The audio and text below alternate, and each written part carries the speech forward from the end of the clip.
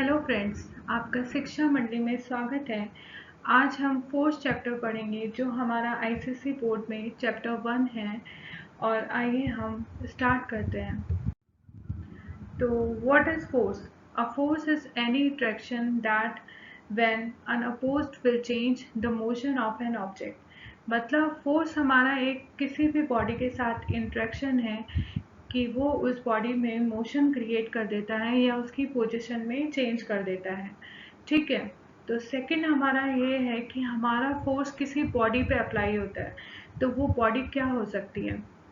तो एक हमारी होती है रिजिड बॉडी और सेकंड होती है हमारी नॉन रिजिड बॉडी। जो हमारी रिजिड बॉडी होती है उसमें केवल ओनली मोशन होता है।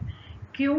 क्योंकि रिजिड बॉडी में मोशन इसलिए होता है, जैसे हम हैं, अगर हमें कोई पीछे से पुश कर दे तो हम आगे की तरफ बढ़ जाएंगे, पर क्या हमारा साइज, शेप, इन सब में हमारे चेंजेस हो रहा है? नहीं, केवल मोशन हो रहा है हमें, तो हम एक रिजिड बॉडी हैं।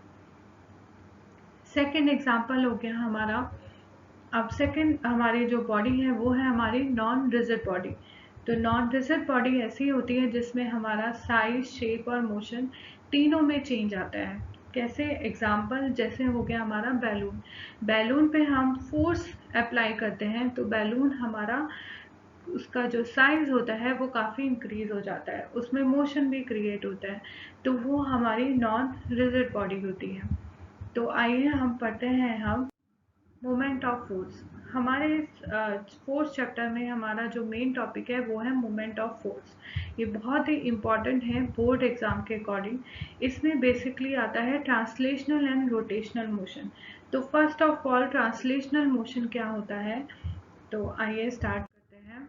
ट्रांसलेशनल मोशन, ट्रांसलेशनल मोशन होता है when a force act on a stationary rigid body which is free to move. The body starts moving in a straight path in a direction of force। तो जब हम, जैसे हमारी ये कोई ball है या बॉडी है जिसका साइज और शेप नहीं चेंज होता है, इसमें हम फोर्स F अप्लाई करते हैं, इसे पुश करते हैं, तो बॉडी हमारी आगे की तरफ बढ़ती है, तो उसका आगे की तरफ डायरेक्शन में मोशन होता है, तो इसको बोलते हैं हम ट्रांसलेशनल मोशन। बॉडी के साइज और शेप में चेंज नहीं आ रहा है। सेकेंड होता है हमारा रोटेशनल मोशन। रोटेशनल मोशन क्या होता है? If the body is pivoted at a point and the force is applied on the body at a suitable point, it rotates the body about the axis passing through the pivoted point. This is the turning effect of the force, and the motion of the body is called the rotational motion। यानी कि हमारी suppose ये एक wheel है, ये हमारे एक point पे पिवोटेड कर दिया जाता है और जब हम इस पे फोर्स F अप्लाई करते हैं तो हमारी बॉडी मूव करने लगती है। ठीक है, ये एक ही पॉइंट पे रहती है, यहाँ पे हमारा इसका पोजीशन चेंज नहीं होता है, ये यहीं पे रोटेट करती है, तो ये भी एक मोशन है। खाली एक लीनियर लाइन में ही मोशन नहीं होता है, अपनी ही पोजीशन में रह के भी बॉडी मूव कर रही है, तो उसको हम बोलते हैं रोटेशनल मोशन। अब आता है हमारा मोमेंट ऑफ फोर्स और टॉर्क। कैसे ये प्रोड्यूस होता है, कैसे बॉडी हमारी मूव करने लगती है एक ही पॉइंट पे। तो हमारा ये एक सिंपल एग्जांपल है। हमेशा आपका सर्कल ही शेप नहीं होगी, इसमें आप कोई भी और भी स्क्वायर भी लिख सकते हैं, ट्रायंगल भी, जो आपको सुटेबल लगे। तो ये एक हमारी नॉन डायमेंशनल बॉडी ली है, इसको O पॉइंट पे पिवोटेड किया गया है और यहाँ पे हमने इसमें F फोर्स अप्लाई करा है। तो जैसे ही हम F फोर्स अप्लाई करते हैं तो हमारी बॉडी आगे की तरफ मूव करने लगती है। क्यों मूव करती है? क्या होता है ये कि फोर्स अप्लाई करने से मोमेंट स्टार्ट हो जाता है, टर्निंग इफेक्ट स्टार्ट हो जाता है। तो देखिए बेटा, जैसे ही हम F पे फोर्स अप्लाई करते हैं तो हम एक line of action of force draw करते हैं। तो हम एक सीधे सीधे line of action of force draw करते हैं जहाँ भी हमने फोर्स अप्लाई करा है। इधर O पॉइंट से भी जहाँ पे पिवोटेड है वहाँ पे भी हम एक सीधे ऐसे लाइन खींचते हैं। तो जहाँ पे ये दोनों पॉइंट पे कट करती हैं वो हमारा होता है P पॉइंट। और हम देखते हैं कि जब OP और PF है, ये दोनों आपस में 90 डिग्री का एंगल बना रही होती है। मतलब अगर किसी बॉडी को पिवोटेड किया जाता है और हम एक सुटेबल पॉइंट पे फोर्स F अप्लाई करते हैं और वो उधर 90 डिग्री का एंगल बना रही हो, परपेंडिकुलर डिस्टेंस बना रही हो, तो वो हमारी मैक्सिमम टर्निंग इफेक्ट प्रोड्यूस करती है। तो ये हमारा होता है टॉर्क।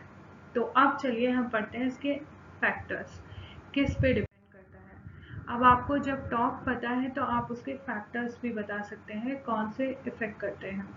तो फर्स्ट होता है हमारा the magnitude of the force, यानी कि जो फोर्स का मैग्नीट्यूड है, क्योंकि हम जितना ज़्यादा फोर्स अप्लाई करेंगे उतना ज़्यादा टर्निंग इफेक्ट प्रोड्यूस होगा, तो इसीलिए मैग्नीट्यूड ऑफ द फोर्स हमारा डिपेंड करता है। सेकेंड है हमारा the distance of line of action of the force from the axis of rotation, यानी कि जो हमारी परपेंडिकुलर डिस्टेंस है, मैंने आपको बताया अगर आप एक सुटेबल पॉइंट पे फोर्स लगाते हैं तो आपकी वो मैक्सिमम टर्निंग इफेक्ट प्रोड्यूस करता है।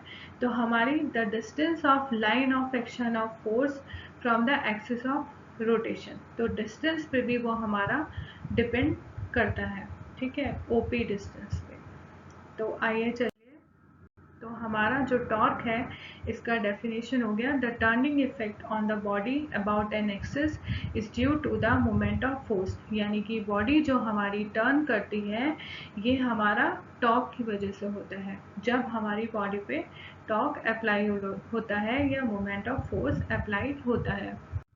नेक्स्ट आता है measurement of moment of force. कैसे हम मेजर करते हैं मोमेंट ऑफ फोर्स को? तो बेसिकली मेजरमेंट मैथमेटिकल टर्म है, तो मैथमेटिक्स में हम टॉर्क को डिफाइन करते हैं, torque is equal to product of the magnitude of force, यानी कि F into perpendicular distance of line of action of force from the axis of rotation. मतलब जो फोर्स है हमने line of action of force डाली थी उससे और पिवोटेड पॉइंट से हमारे जो बीच की डिस्टेंस है d, उस डिस्टेंस को d बोलते हैं। तो हमारा जो टॉर्क होता है वो F इंटू डी हो जाता है, उसी को हम measurement of moment of force बोलते हैं। तो चलिए कैसे मेज़र करेंगे। ये एक बॉडी है, इसको O पॉइंट से पिवोटेड किया गया है, यहाँ पे हमने F फोर्स लगाया है। अब यहाँ से F से हम देख रहे हैं line of action of force हमने बनाया, ये हमने लाइन डाली इधर, ये line of action of force बन गई, और इधर से हमने पिवोटेड पॉइंट से भी एक लाइन डाली, तो यहाँ पे जहाँ पे ये कट करेगी हमारी वो OP डिस्टेंस हो गई। तो इस डिस्टेंस की बात हो रही है, आप किसी और डिस्टेंस को मत लगाइएगा, यही मेन डिस्टेंस होती है OP। तो हमारा जो टॉर्क होता है वो force magnitude of force into distance, perpendicular distance of force from the point O, तो ये परपेंडिकुलर डिस्टेंस होती है। तो F इंटू OP, इसे हम टॉर्क से दिखाते हैं टॉर्क को। अब आता है हमारा unit of moment of force. हमारी मोमेंट ऑफ फोर्स की कौन कौन सी यूनिट्स होती हैं? तो सबसे पहले आती है हमारी SI यूनिट्स, जिसमें हमारा न्यूटन मीटर होती है। क्यों? क्योंकि टॉर्क इज इक्वल टू होता है फोर्स इनटू डिस्टेंस, तो फोर्स की हमारी यूनिट होती है न्यूटन, SI यूनिट, और हमारी डिस्टेंस की मीटर। और इन CGS यूनिट में हमारी फोर्स की जो यूनिट होती है वो होती है हमारी डाइन, और हमारी डिस्टेंस की सेंटीमीटर। और ऐसे ही हमारी ग्रेविटेशनल यूनिट्स में हमारा होता है KGF मीटर। तो KGF हमारी फोर्स की मैग्नीट्यूड है और हमारी डिस्टेंस की मीटर। इन सब में आपस में भी रिलेशन होता है।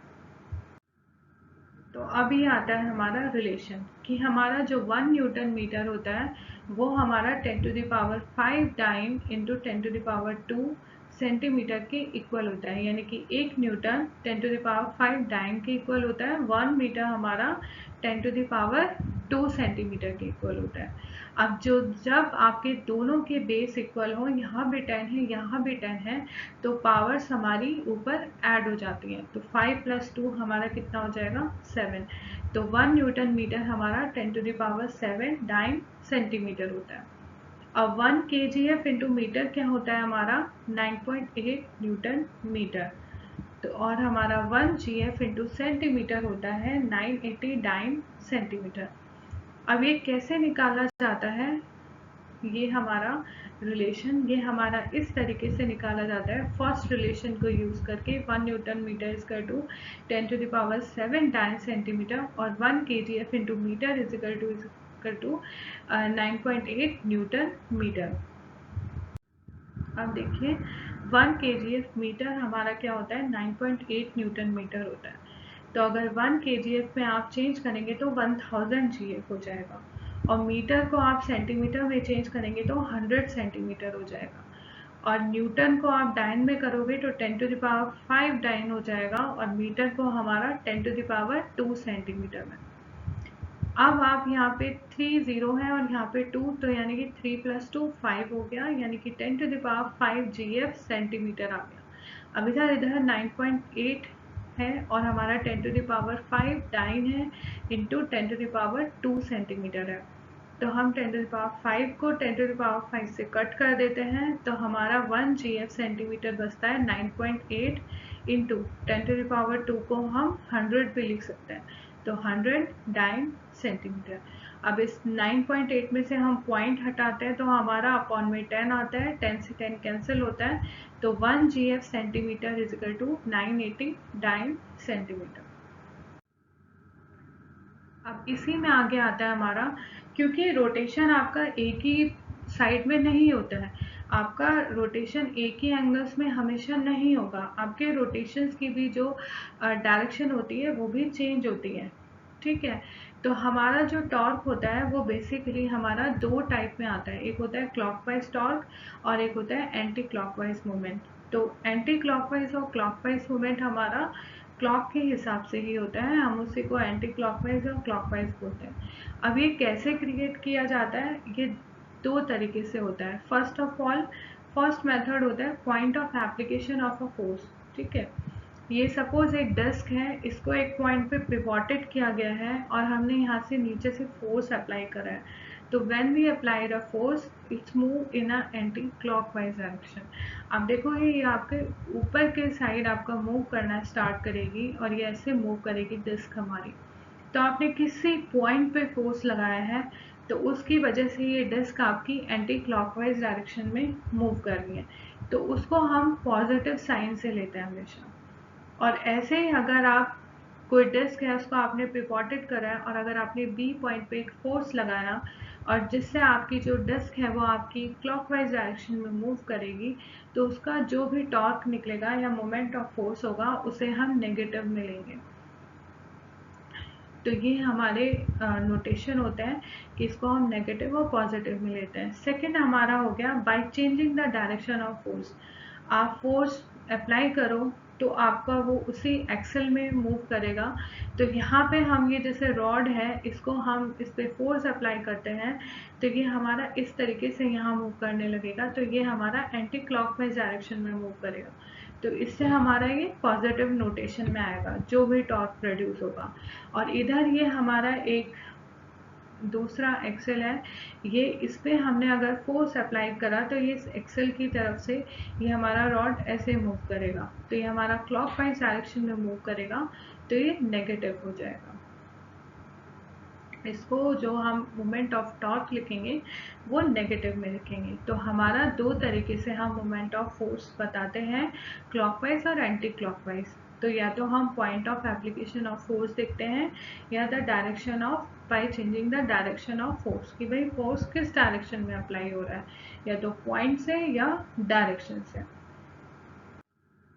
तो अब हमारे रियल एग्जांपल्स आते हैं टॉर्क के। तो सबसे अच्छा और रियल एग्जांपल है डोर का, जो सबने देखा होगा, सबके घरों में होगा।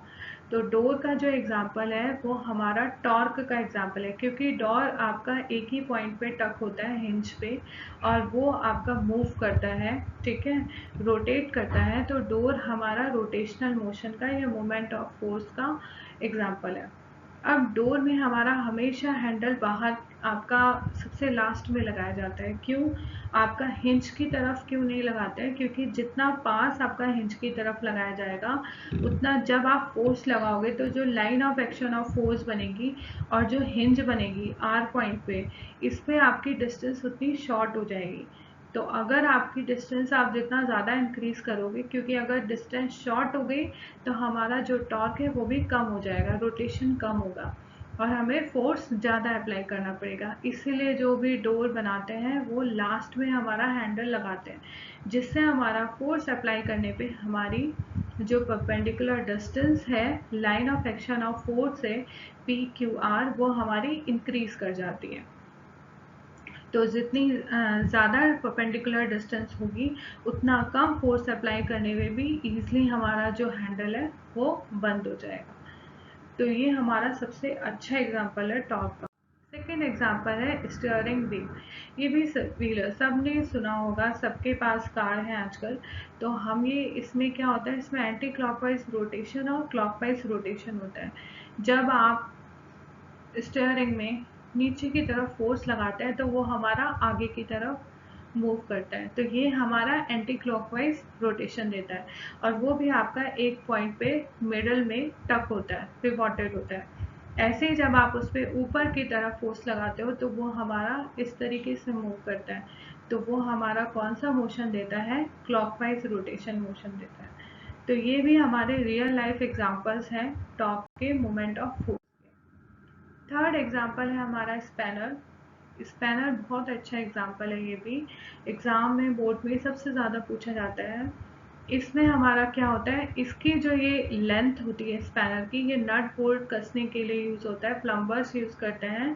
तो ये जो नट बोल्ट के लिए यूज़ करता है, तो इसका जो हैंडल होता है, इसके हैंडल की जो डिस्टेंस होती है, क्योंकि हम पीछे से फोर्स अप्लाई करते हैं तो line of action of force यहाँ बनेगी, फिर ये हमारी इसकी परपेंडिकुलर डिस्टेंस बनेगी, क्योंकि हम यहाँ से इसको मूव कराएंगे इस पॉइंट पे।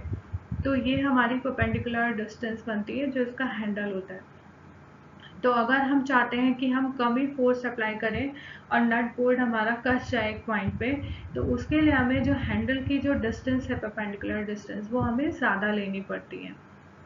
तो ये आज हमारे रियल एग्जांपल्स हो गए टॉर्क के। तो थैंक यू गाइस। अगर आपको आगे और पढ़ना है मोमेंट ऑफ फोर्स में कपल और सेंटर ऑफ ग्रेविटी है, मैं उसका भी लेक्चर बनाऊंगी और हम न्यूमेरिकल्स भी करेंगे आगे, सारे अनसॉल्व्ड न्यूमेरिकल्स भी।